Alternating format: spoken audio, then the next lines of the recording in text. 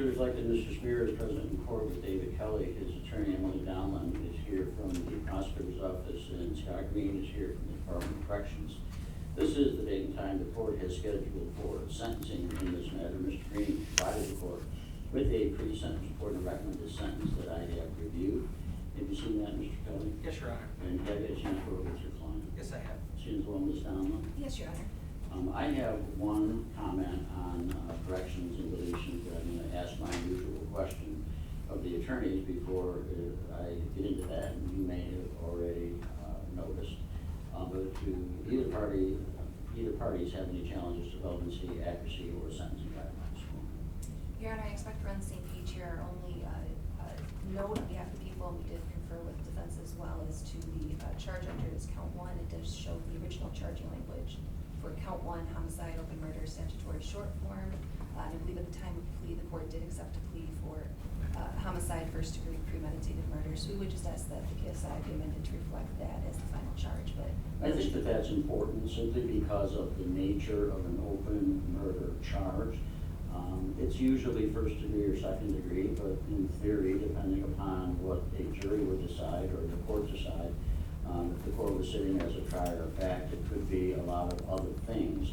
So I think it's important that that be noted, and that's kind of why at the time of the plea hearing, I made a special record as to what I believe the facts as provided by Mr. Smerer were showing. So I think that that is a correction that should also be made. Mr. Kelly? We have no objection. The other thing that I noticed, I don't believe that Mr. Smerer is entitled to 291 days credit on the principal convictions offenses because they are all subject to a felony firearm mandatory minimum 2-year sentence, which is to be served consecutive to the predicate felony. So he gets credit on each of the felony firearm charges of 291 days. And we'll get to the details of that when we get to sentencing. But and those 5 felony firearm charges will run concurrently with each other, but they will be consecutive to the predicate felony to which they're attached. So he gets credit on the felony firearms, but not on the other. And to the extent that the report reflects that he does, that is inaccurate. Your Honor is correct. Your Honor, for clarity's sake, count one should read, because the ROA indicates that it was homicide, open murder, statutory short form. The information that we received from the court reflected the same thing, because I brought that up myself. And I was directed to put it in there the way that it is. So I want to make sure that we have the correct thing. Well, I don't know exactly what Ms. Allen suggested, but the court found, based upon the testimony of Mr. Smerer at his guilty plea, that the facts as he articulated them to the court established without any doubt that his conduct was premeditated and that it was his intention to kill all 3 of the children that were shot.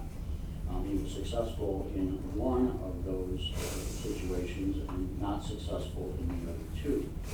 So the homicide is a premeditated first-degree homicide.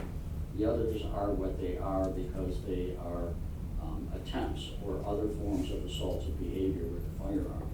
So, Ms. Donlin, could you state again what you directed the Probation Department, Department of Corrections to say as far as the charge in count 1?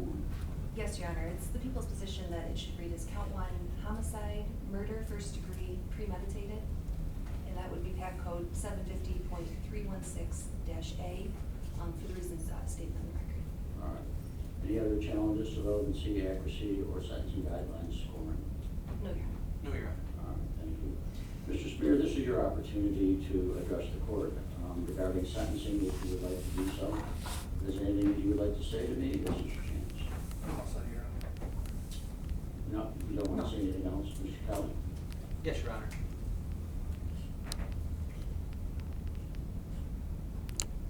Your Honor, this is without question the most difficult sentencing hearing I have participated in. Nothing that can be said today diminishes the horror of what occurred on September 11, 2025. One child lost his life. 2 children suffered catastrophic injuries, one of whom may live the remainder of her life confined to a wheelchair. The family has been forever shattered. There simply are no words that can adequately express the magnitude of that loss. Mr. Smerer understands that. More importantly, he has accepted responsibility for it. Unlike many defendants facing the certainty of spending the remainder of their lives in prison, Mr. Smerer did not force Brandy, Bentley, Kinsley, Aiden, law enforcement officers, medical personnel, or this community through a lengthy trial. He entered a plea of guilty as charged to every count. He has never attempted to blame anyone else for what occurred. In the written statement contained in the pre-sentence investigation report, he plainly acknowledged that he shot 3 of his children, killed Caleb, permanently injured Kinsley, and caused immeasurable harm to all of them. That plea cannot undo the damage. It cannot restore Caleb's life or erase the trauma suffered by Bentley and Kinsley. But it is a meaningful act of accountability. One of the most troubling aspects of this case is that this tragedy was not born of a lifetime of violent criminal behavior. Mr. Smerer came before this court with virtually no felony record, 2 misdemeanor convictions. He'd maintained steady employment for nearly 20 years, supported his family, and had been the primary financial provider through his marriage.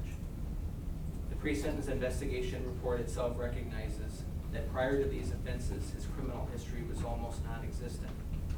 That history does not excuse what happened. It does, however, demonstrate that this offense occurred during an extraordinarily deterioration of Mr. Smerer's mental health and personal circumstances. Shortly before this tragedy, Mr. Smerer had the opportunity to receive treatment through the St. Clair County Mental Health Court. Tragically, that opportunity never materialized. On August 26, 2025, 2.5 weeks before this tragedy took place, Mr. Smerer was denied participation in the mental health court, a treatment court for misdemeanor offenses, of which his was, for the following reasons. The defendant is not diagnosed with a serious mental illness, serious emotional disturbance, or a developmental disability, does not meet mental health severity criteria.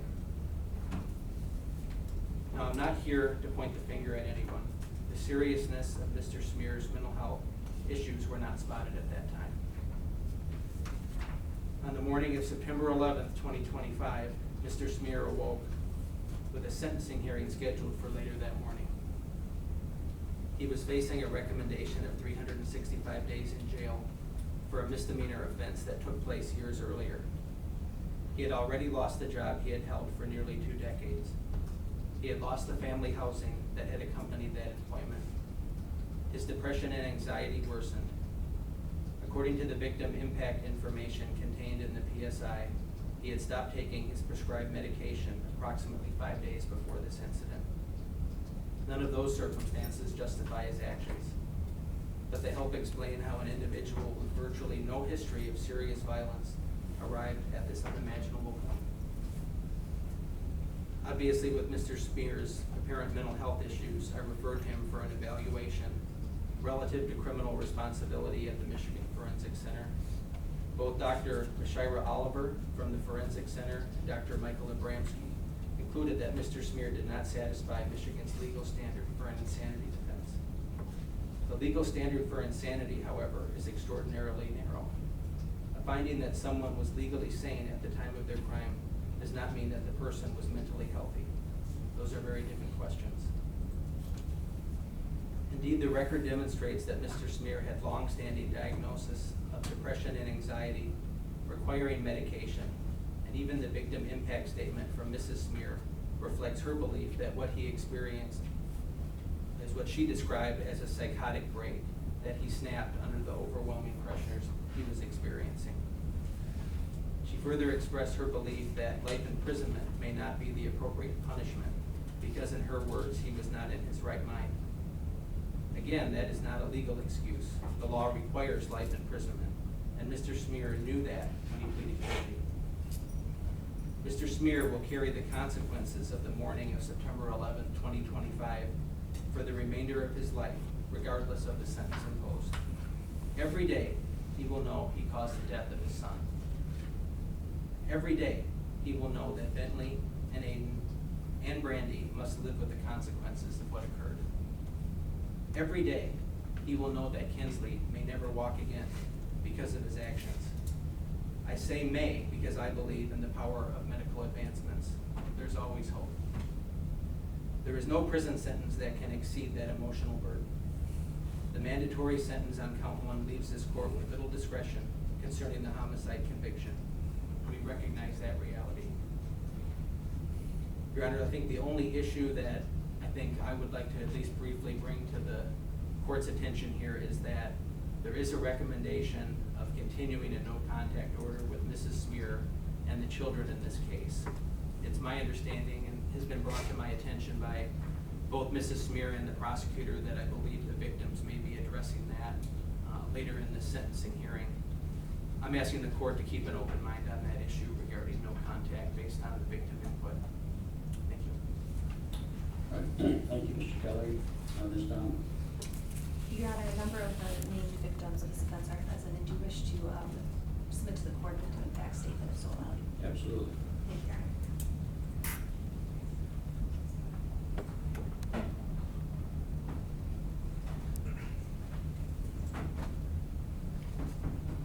Your Honor, approaching the podium at this time are Aiden Smerer and minor victim B.S. Bentley Smerer here. I know the name has been stated on the record, so we'll go without initials at this time. Who's going to be first? Me, Judge. State your name, please. Aiden Smerer. Go ahead. I honestly didn't really know how to start this, but I just kind of want to start off by saying that my brother killed was one of the most amazing people in this world, and his life was taken in it like that. He just woke up every other morning, got ready for school, watched his TikTok, doing whatever. He was on the couch with his backpack on, waiting for him to take him to school. And he was able to go up to him, point a gun at him, and pull the trigger. And that was his favorite son. That's what don't make sense to me, bro. That was his favorite son. That was his whole world right there. And he was able just to do it. And then he was able to go into the next room and do it to his second favorite, his only daughter. Just like that. Just like that, he was able to do it. It would never make sense to me. And then he was able to do it again to my other brother. And thankfully, he was able to run and get help. His cops would have not got there as quick if it wasn't for my brother right here. And I'm so glad that I still am able to have 2 of my siblings. I could have lost 3 siblings that day. I lost an entire family that day, but I'm so glad I'm still able to talk to 2 of my siblings. And I personally, you deserve life plus 1. I wish you could live 2 lives tonight.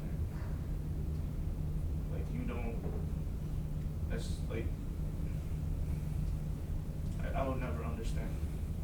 You could explain it to me 1,000,000 times, I'll never understand once.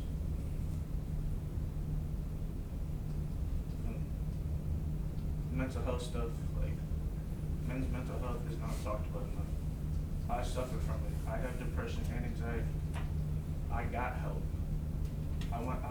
I took time away from my personal life and got help. I listened to people. I got the help I needed. Look where I am today. I'm doing a lot better than I was at that time. I'm not saying that everyone is the same way, but that's not the way to go about it. There will never be an okay excuse for mental health, no matter what. Everyone in this room has experienced mental health. No one has done the things that you have done in this room. Ever.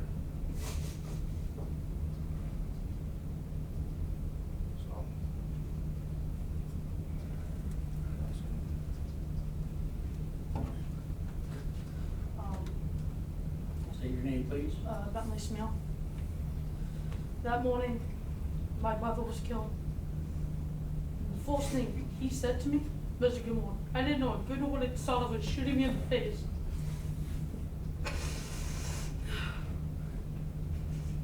You just look everything coming to you.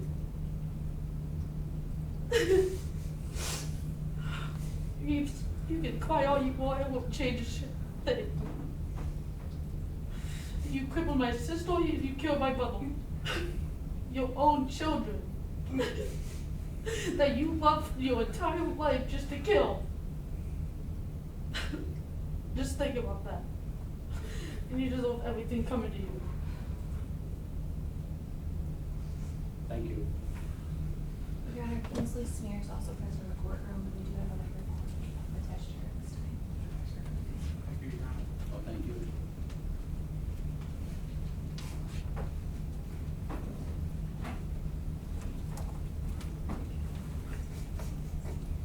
My name is Kingsley Smear. I would like to say that he was a good dad, and I woke up that morning not knowing what was going to happen. I woke up thinking that it was going to be a regular day, and we were going to go to school. But it turned out to be a horrific day, and he was a good dad. He did all he could for the family, and then he got accused of something, and then lost everything. He went to community help he asked for help, because he heard voices and no one gave it to him. And so as soon as something happened, nothing had been done. And he asked for help and no one gave it to him. It makes no sense, and no one will ever know why he did it. It wasn't only my dad, he was my best friend, that he decided that he was going to hurt his children for some reason, and no one will understand why. He was a good dad, he was a good person, but he had a mental break and no one knows why. And he woke up that morning, woke his kids up, and chose violence. He killed one of his kids on the couch. He went right behind him and shot him in the head. The kid, he had his back on, he was ready to go to school. He was always ready early in the morning, but my dad decided that he was going to go and shoot 3 of his children because he had a mental break. We all got ready. He woke us, he came in my room, woke me and Belly up, said good morning, and then we went, and Bentley was laying on the bed with his son, and we were just waking up, and he decided to shoot Caleb first. We were in our room, and he shot us for no reason. And no one understand why he did it, and he would never understand. Caleb was already ready for school. He was on his couch with his backpack and everything, and he got shot. Me and Belly weren't even ready for school. We were trying to get ready, and then we got shot. That's all I have to say. Thank you.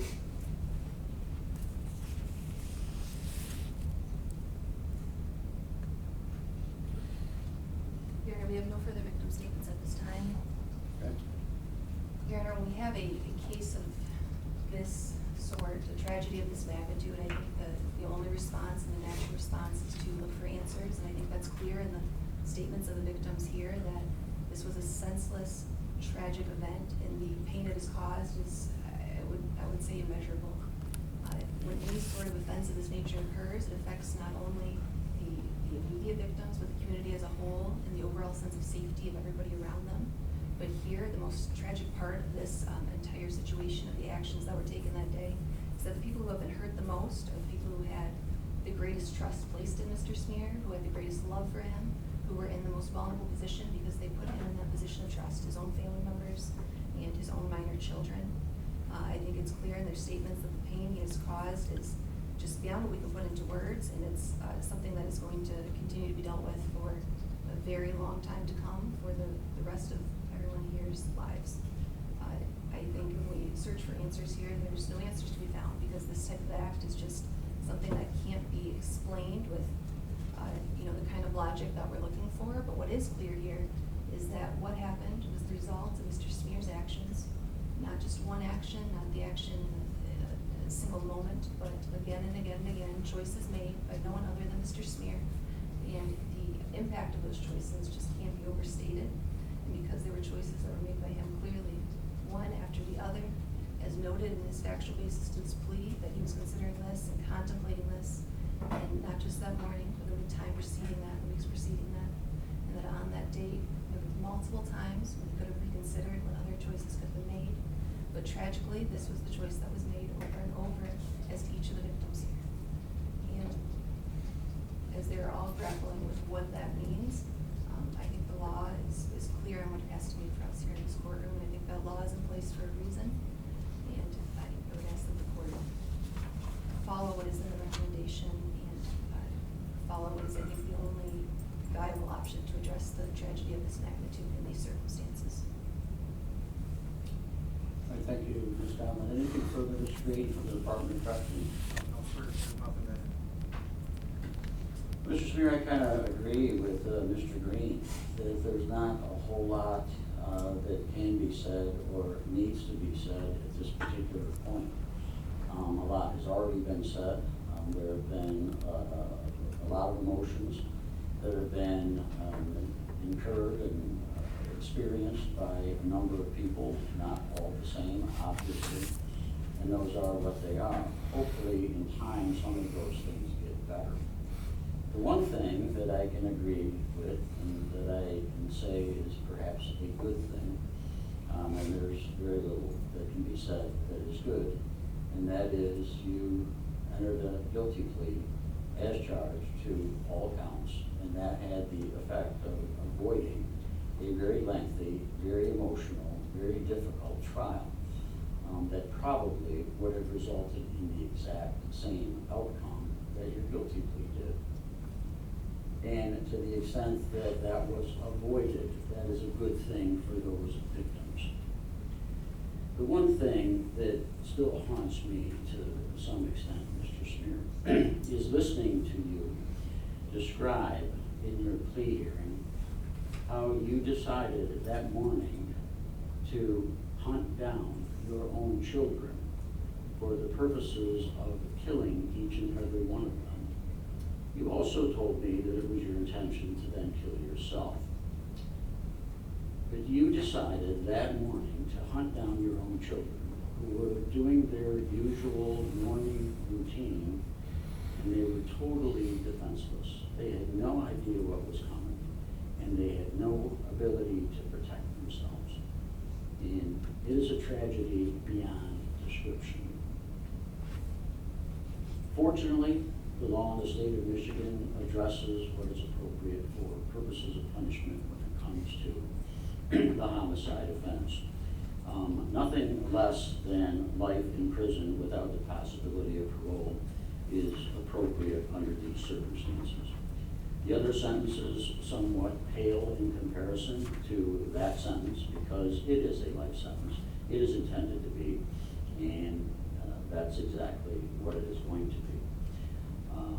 As to the other offenses or the other conviction offenses, those are going to be served concurrently with the life sentence, which is required by law. We've already talked a little bit about the felony firearm convictions and how those are going to work. We talked about that at the time of the plea hearing.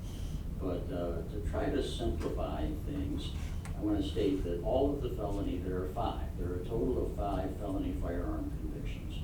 Each felony firearm conviction requires that the court sentence you to a mandatory minimum of 2 years in prison. And that sentence is to be served consecutively to any predicate felony to which it is attached. In this case, there are 5 felony firearm convictions and 5 predicate felonies. And each of the felony firearm convictions will be served concurrently with each other, but they will be served consecutive to all of the other predicate felonies, even though it may seem somewhat redundant to order that there is a felony firearm conviction that has to be served prior to and consecutive to a life in prison without parole conviction. That's what the law requires. So as to count 1, which is the open murder, which I have found that it is the equivalent of first-degree premeditated murder. It is going to be the sentence of the court that you be committed in the Michigan Department of Corrections for the remainder of your life without the chance of parole, with credit for 0 days served. That is the predicate felony for the first felony firearm. which is required that you serve 2 years with the Michigan Department of Corrections with credit for 291 days served. As to counts 3, 5, 7, and 9, that is assault with intent to commit murder, 2 counts, and 2 counts of child abuse first degree, it is the sentence of the court that you serve a minimum of 20 years with the Michigan Department of Corrections to a maximum of 40 years with 0 credit for time served. The felony firearm convictions that are attached to those predicate felonies, the sentence there is once again a mandatory 2-year prison sentence with credit for 0 days served. And these felony firearm convictions and sentences must be served and completed before the predicate felony sentence begins. So they are in fact consecutive to those offenses. So I hope that I have said that correctly and simply, and not going through and reading everything that needs to be said. I think everybody understands how it is going to work. Do you have any questions, Mr. Smerer? No, Your Honor. Mr. Kelly, any questions? No, Your Honor. Ms. Donnelly? No, Your Honor. Mr. Green? So if everybody is in agreement that the court has ordered a valid sentence, then that is in fact the sentence of the court. A judgment of sentence will be prepared and signed by me that's consistent with what I have said here this afternoon. Mr. Smerer, it is my obligation to inform you that you have the right to file an application for leave to appeal your sentence conviction if you wish. And there's a form that explains your appellate rights, and contained within that form is information that allows you to request the assistance of an attorney in connection with an appeal if you are so inclined. And if you are, please fill that paperwork out and get it back to us in the next 42 days. That is all.